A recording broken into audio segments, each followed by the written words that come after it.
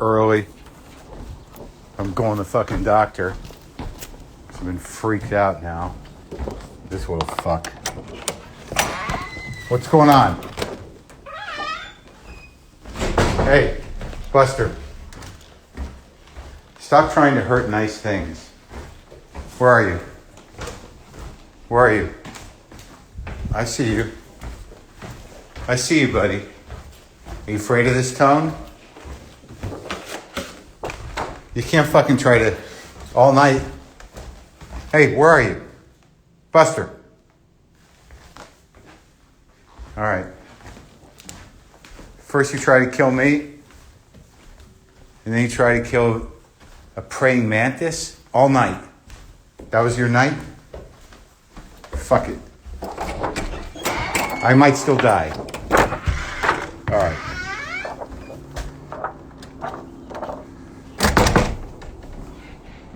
Where'd he go?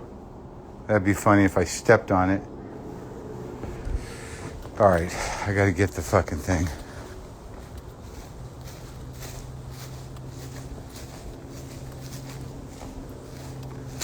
Already dicks on the fucking comment board.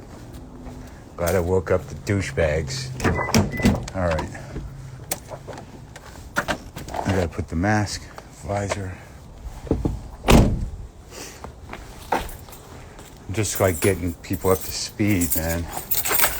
Whoever's part of this fucking drama at this point. That's what's going on now.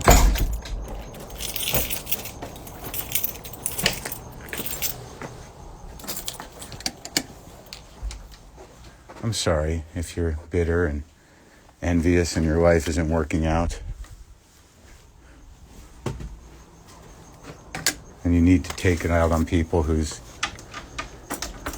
showing their vulnerability. That's good, man. You're right for this world. You're not a narcissist. You're a fucking cunt.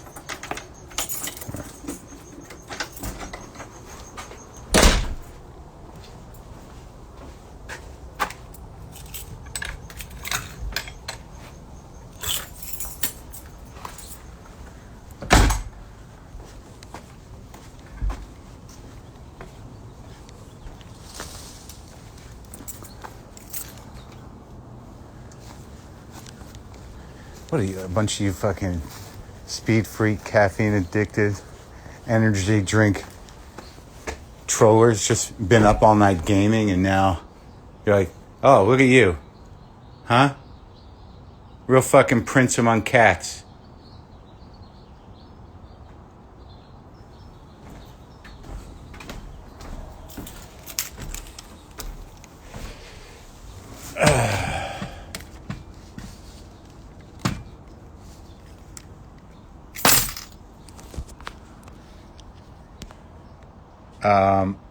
It's like I don't even know why I'm doing this. Just because like I feel like I have this conversation going about what's going on, and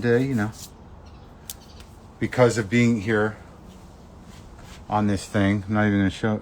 I think it's getting better. God damn, like 2 or 3 RNs or nurse practitioners, whoever fans, after seeing my hand, they freaked out and said, I gotta go to the emergency room, or I gotta go back to the doctor. It looks like I'm getting sepsis or cellulitis, which I probably do have cellulitis on my hand.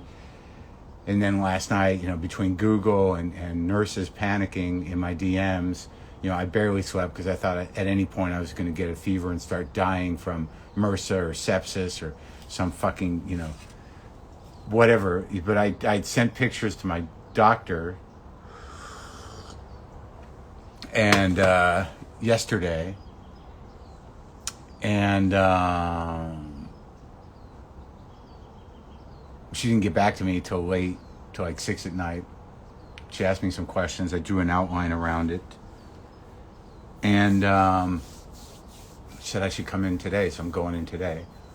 But then, at least 2 nurses, started, DMing me and saying I don't know, you might want to go to the emergency room. So I had to sit with that last night and decide, is this emergency room? Texting my friend Kit, And I'm like, I'm fucking dying of this goddamn cat bite. And honestly, some part of me doesn't give a shit. But the part of me that does give a shit is freaking the fuck out.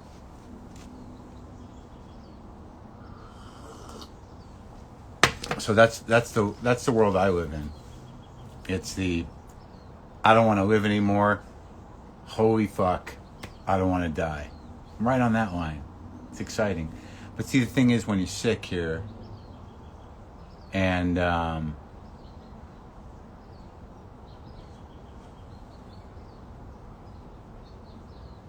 basically someone died up there, and I was here for it, and then I'm sitting there by myself thinking about that shit.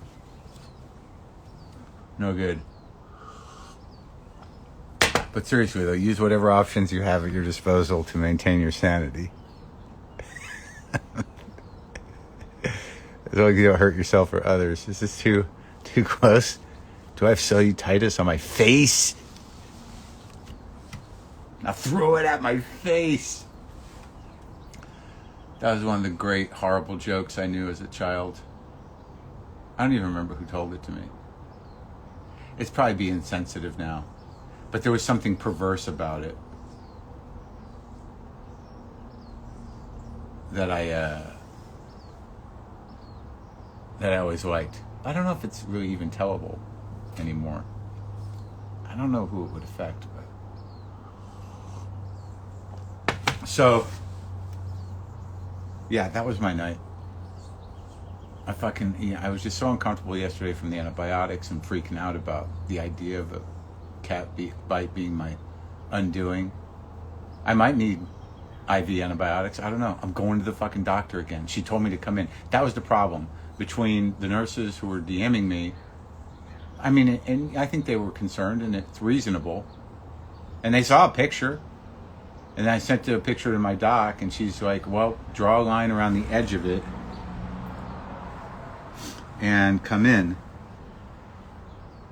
And I did, but now it's like I can't even tell. It's really, I think it's faded. I just took the 6th pill. I'm like 3 days into the antibiotics of a 14 pill run. And some of the stuff I read said, the cellulitis comes sometimes, but it goes away in a few days.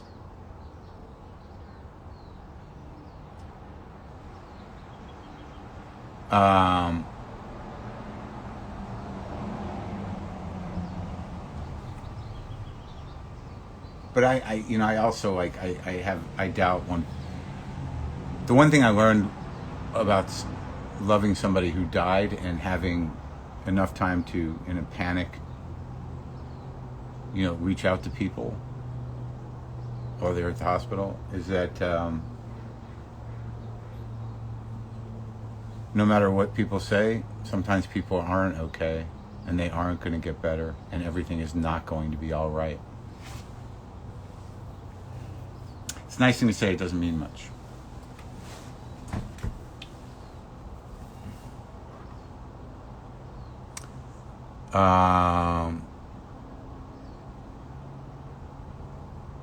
That's hilarious. Any tips against depression? No, dude. Embrace it. Figure out what's real and what isn't. That's all you can do. And if it's chemical, go get on medicine.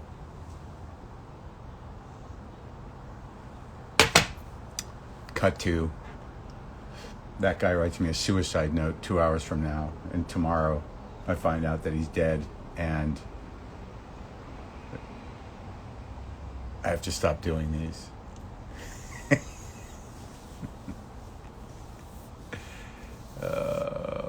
Don't tell me what I need if you're not a doctor. I'm on pills.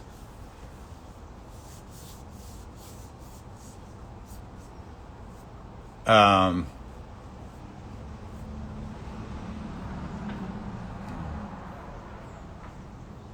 be honest with you, it feels better.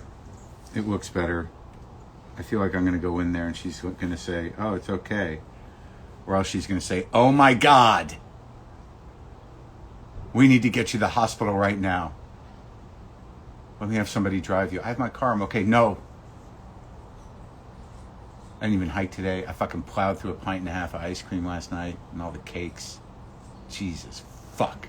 I'll tell you, man, when I get freaked out and life looks like... And look, these are luxury problems. There's a lot of people that are definitely dying of some definitely nasty shit. There's an outside chance that I'm dying, but not of this. Of a cat bite, but I don't think so. I'm aware of that.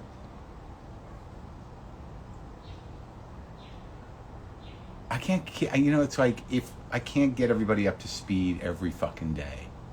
Do you know what I mean? What's going on? Why are you up so early?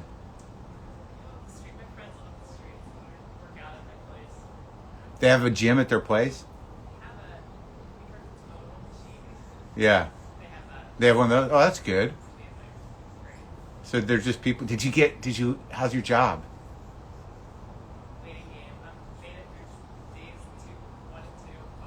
Oh my God, I read that they're going to cut so many people. Okay, I hope you keep it. All right, thanks. Bye.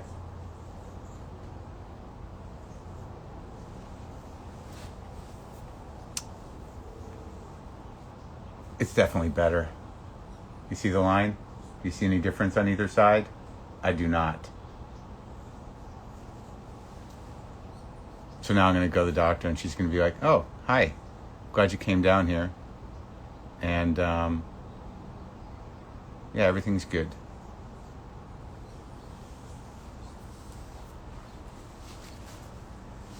Do I know all my neighbors? Yeah, I know a couple of them.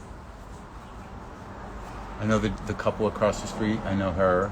I know Troy. I know that guy over there, Marc. I met the gay guys over there, those dudes. I know them. Didn't mean to classify them. But they're definitely gay guys. It was funny because they were walking down the street like after the day after the debate, just like doing a post-game wrap-up, and it was hilarious. Do you see any difference on either side of that fucking line? Do you?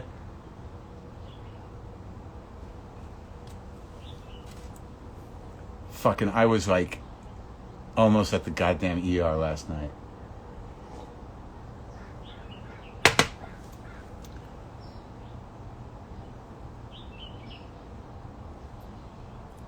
Yeah, no, I'm going to go drive to the doctor, put myself at risk in a healthcare facility. These masks are only good for you. Wish I'd known that before I bought 10 of them. But I'm important. It's definitely less swollen, but it wasn't the swelling that was concerning people. It was the redness. There was like a two-tone situation happening, and it is definitely not happening. I can see it on the camera. Like on one side of that line was red and the other one was flesh-colored, and it definitely looks better. The swelling is definitely better.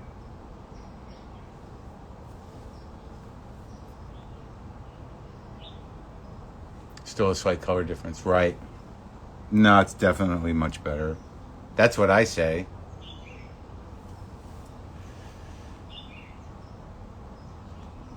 I could slap a cloth mask on top of the other one, or I could just use the other ones without the filter that I got. I can wear these when I hike up the mountain. This is good for smoke, actually, which is not nothing, you know? I have N95s that don't have a ventilator, so I'll use those. Right, 3 days in, the antibiotics should start taking control. Right, that is exactly where I am. 3 days in. I took the 6th pill this morning at 5:30.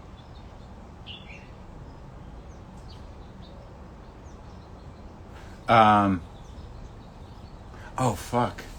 I'm nervous. I forgot I was nervous about other things.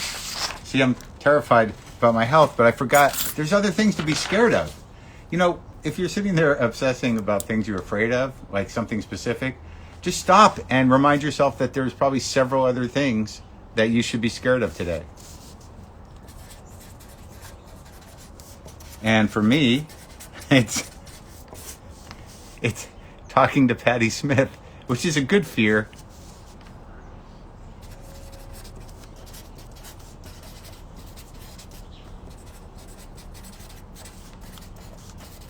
Sorry, I'm writing some stuff down.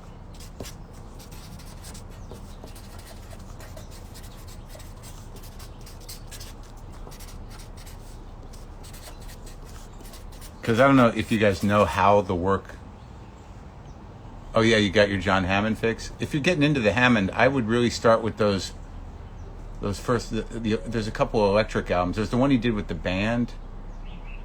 I don't remember what it was, but Source Point, I go back to a lot. Source Point. It's probably from 71 or something.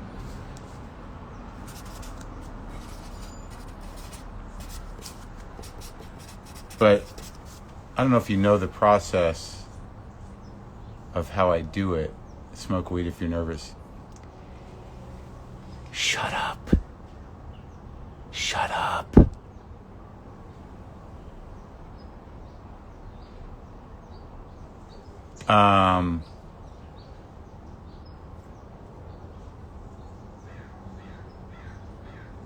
So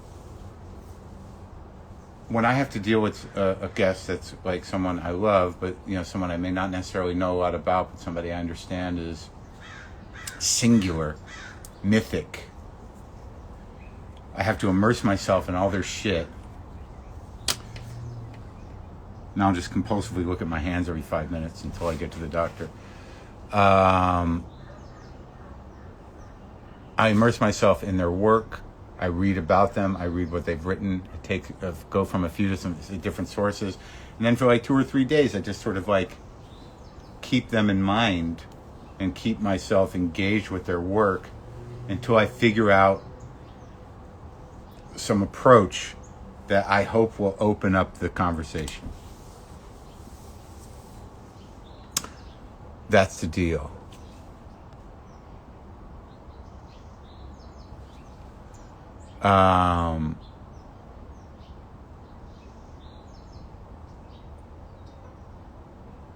Yeah, so she's amazing. I saw her a couple years ago down here at a small club in LA before she was going on a bigger tour, and it was just great. And man, you watch that stuff, you watch that footage of her in Maplethorpe, back in New York, back in the 70s, and she was like feral. I mean, she could barely speak English. And she spoke English. And she was just like, you could almost smell her off the screen. It was like, it was intense, man. Just fucking intense. As living in that apartment with Robert. Just like, it was crazy, man.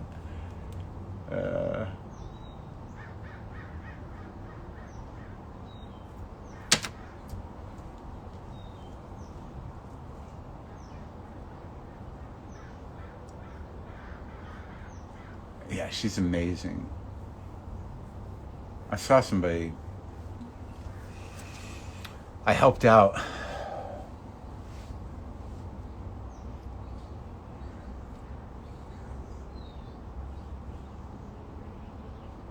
Where my nurse is at. Fucking Good Hand actually looks better.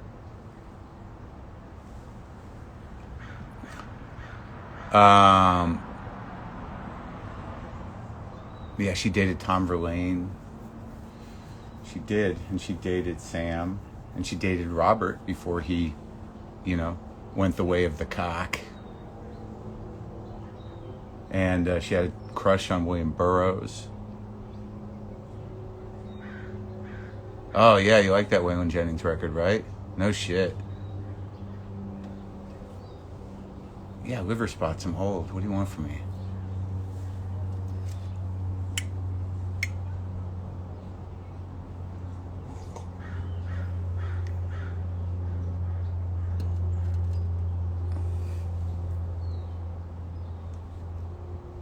It's pale because it's pale. But the color, it's definitely fucking better, dude. Come on, man. There's the fucking holes. Hurts right in here. But it's better. Swelling's better. It's this muscle right here. He got right there. The little fuck got right. Use whatever options or means you have at your disposal to maintain your sanity without hurting yourself or others. It's too close. It's too close with a little fucker. And it's hard not to fucking take it personally. Last night, I'm texting with my pal, and I'm like, I'm getting rid of the cat. That cat's gonna pay. He had no fucking idea.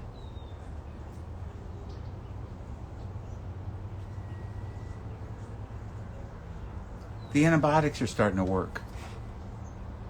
Stop with the Fleet Foxes. Oh my God. I'll probably listen to it in a year or two. I just got rid of all their old records. What's the black line on my hand? Get out.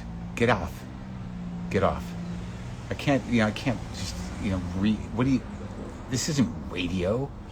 Would I have to reset every 20 minutes because someone just went, oh shit, Maron's on. Hey, I want to welcome the 3 people that just noticed that I was on. They just got up and let's recap. That was funny. So,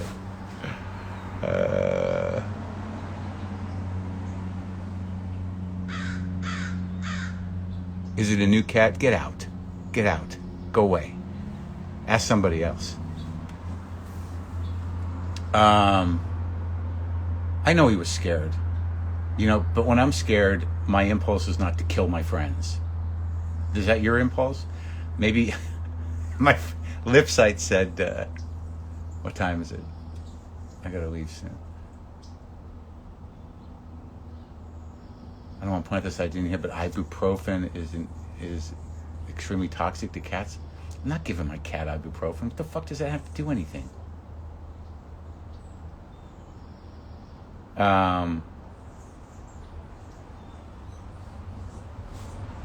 When I told Sam about Buster, he said it's the exact same thing that happened to Siegfried and Roy. Just on a different scale, which it is.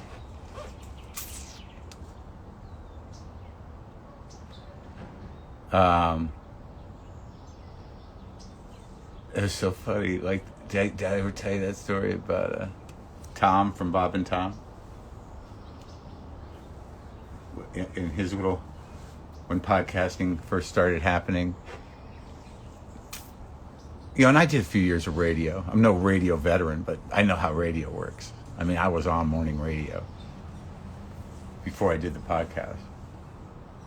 But as a comic, I used to do Bob and Tom, Where are they? Up in Indiana, I guess it was. I think Bob's gone. And towards the end, it's like they clearly didn't like each other,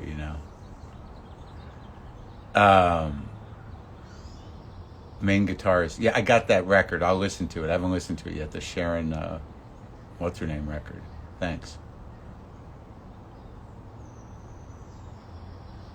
Yeah, no, Lipsite's right about the tiger thing. It's like they're wild animals. So and depending on the size of the wild animal, after it's domesticated or tamed, when it takes a moment to be wild, the repercussions can be pretty extreme. I'm just fighting a bacterial infection where I don't think that Roy can, talk anymore. I don't know.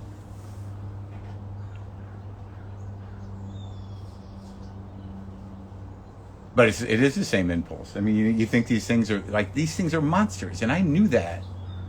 My other 2, Monkey and LaFonda, were fucking monsters for years. LaFonda bit the fuck out of me several times.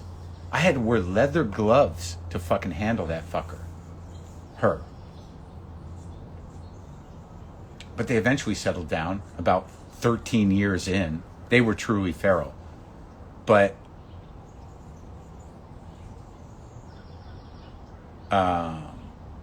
this one's not.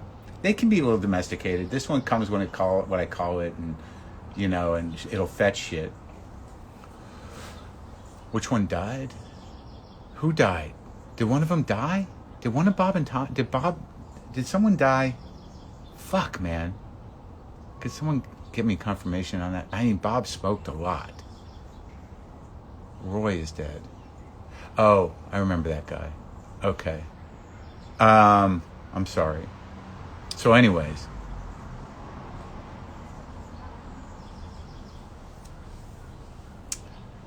So I'd done the podcast. I don't know, maybe I was a year or two in, and all those, radio dinosaurs were insanely threatened by podcasts.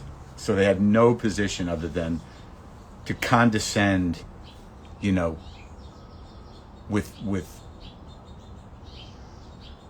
what's the word? Prejudice, with malice, to condescend with malice, which I think is probably redundant, but.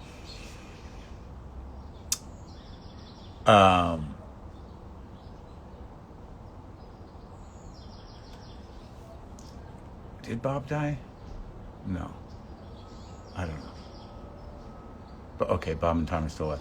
So we're doing the podcast a couple of years. And if you really want to deal with, profoundly, expanded egos, regional morning radio cats are the guys, all right? Because in their region, they're it, man. They've got power. They got people bringing them breakfast every day. They've got people like, it's like you used to walk into these stations at like 6:30 in the morning, and there'd be like 10 people there around like a rack of ribs and beans and collards. And they're like, yeah, Joe's brings it down every Thursday.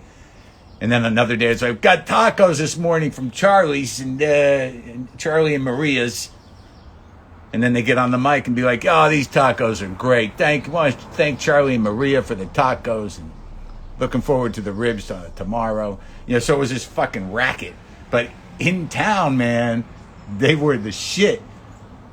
And you walk in, and if you had any attitude, which I do, and I did, and I was, kind of like, whatever it was. But you'd have to deal with these fucking moods of these guys. It's like, who the fuck are you? And you'd walk in, you'd hear this voice, and you'd be like, oh, man. Like, a lot of times when they're driving you to the radio, they put it on in the car, whoever's driving you, the guy from the club or whatever. You just hear that. What's going on, everybody? So, what's traffic like, Kathy? Yeah. Oh, no.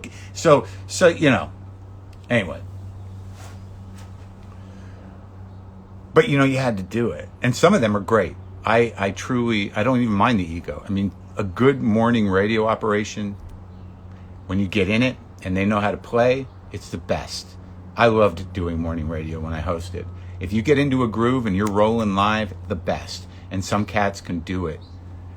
But some guys, if they've been at it too long, it's a whole other concern of upstaging the asshole. Like, you get in like, here he is, what's going on? How you doing?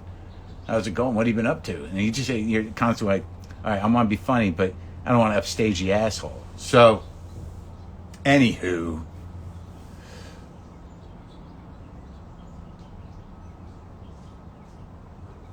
So, I would say the side with the line actually looks healthier than the other side. Fuck, I got to go to the goddamn doctor. So, Tom, are me and Conan good friends? Not really.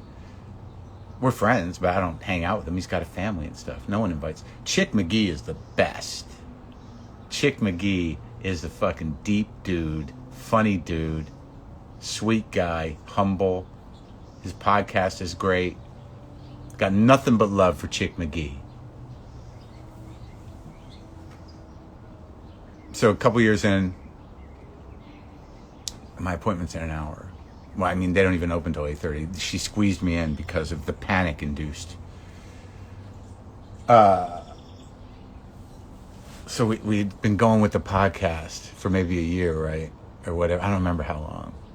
And Tom just starts kind of going off on podcasts. Like, these podcasters, I guess it's okay, but they don't really know, what they're doing, I mean, most of these guys, these podcasters, they don't even know how to reset.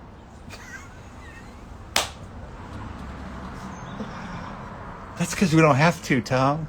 People tune in for the whole thing. They're not coming in the middle. They don't even have to reset. They don't know how to reset. It's because it's unnecessary. Oh, it was such a great moment. These guys, they're not pros.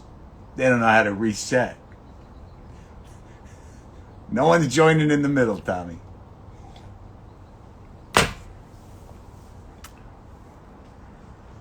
Oh my God. It was like great. I remember just out back smoking with Bob. They had that once they got their big studio, which was like out in the middle of nowhere. It was like a spaceship. They were a good operation, man. All the guys around Bob and Tom were so funny. That guy, the producer, I think that guy Roy, Chick was amazing. Tom was the straight man. Bob was the laugher. And then they had all the clowns. And all the clowns were good. Christy was nice. I mean, I enjoyed doing it. But it was just that moment where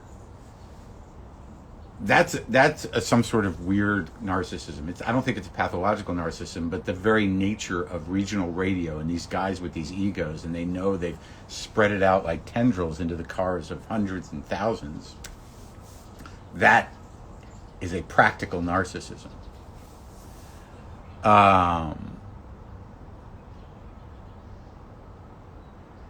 But they were good. I think I missed when they were good. And I don't think I ever really understood, the nature of everything. You don't have to reset on pods. So I'm going to go do this.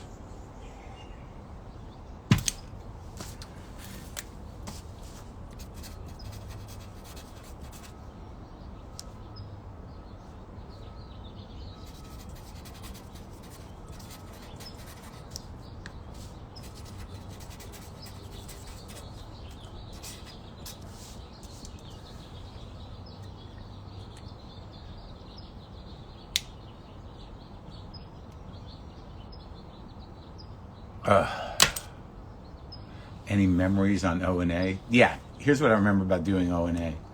It's like, all right, I should do this. I live in New York. I'm coming back to New York. My friends do it, For me, you just, you didn't know what you were going to be involved with. If you did O&A, there was a good chance something would happen where you'd be like, oh, no. What is she doing with that thing? Oh, God, do I need a mask?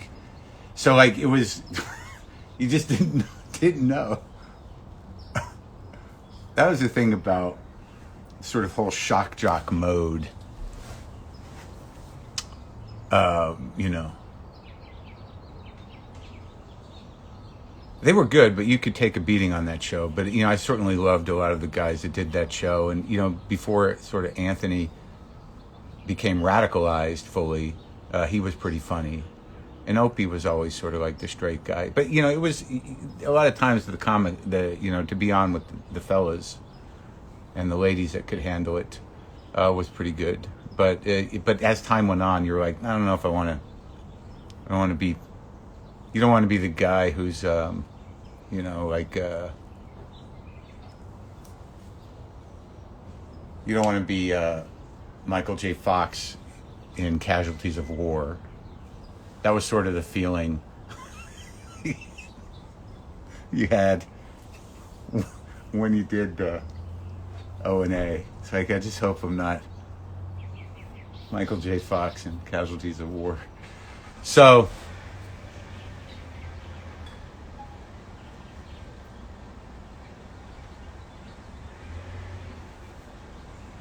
I forgot what I was going to tell you about. Oh, but with the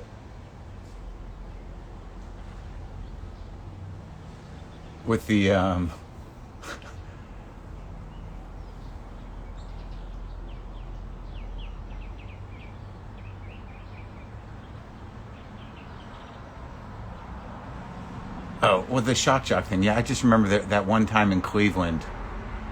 That was the end of it for me. When I walked in to the radio station. There was just some sort of panic, and some guy runs by me. He's got just underwear on. And I'm like, what's happening, man? I can't remember the guy's name, but I've told this story before. And I'm like, what's happening in here? And it was like 6:30 in the morning, and someone comes up, hey, man, there was a problem with the puke cannon, so we got to move you to another studio. And that was the end of me in that type of radio. That line. Yeah, there was a problem with the puke cannon. We're gonna have to move you to another studio. It's gonna be all right though.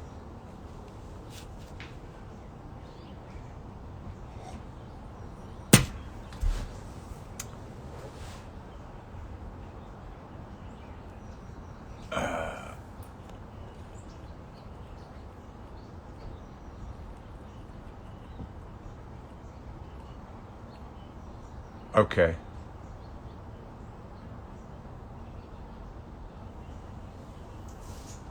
The puke cannon. What could go wrong? Well, what they had done is they put this funnel on a leaf blower, and I don't even know what the option was. Like it was like some guy was supposed to puke into some other guy's mouth, but that wasn't enough, so they were going to create this puke cannon and make the guy puke, and it was fucking like it was the end of an era. Somehow it didn't work out, and there was milk puke on the ceiling. I mean, that was the day shock radio died.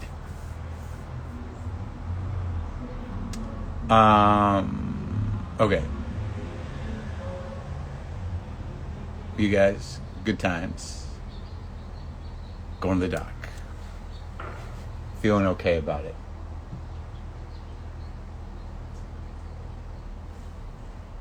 Should I even go? Do I need to go? Look. Do you see the red? Is there still red? Should I just go because I said I would go? It looks so much better.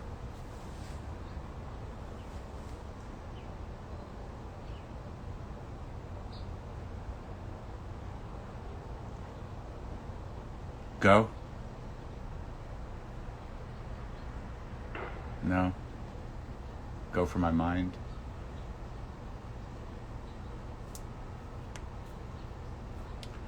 Yeah.